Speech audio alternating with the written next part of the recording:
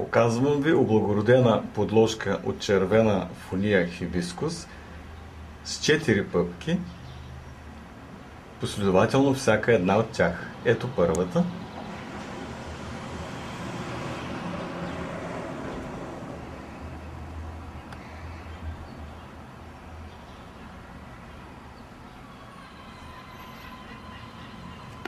Да видим и втората.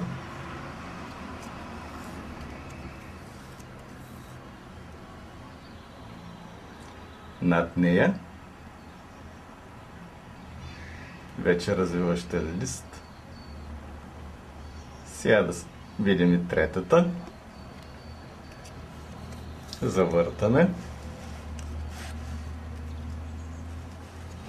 Ето третата пъпка, облагородена.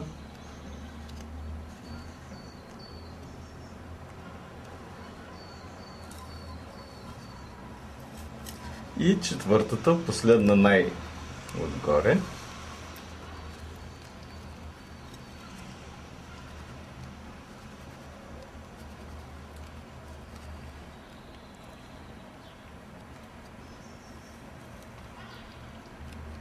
Това филмче е за всички, които искат да повторят опита ми и да се уверят, че облагородяването на хибискусна пъпка е възможно и успешно.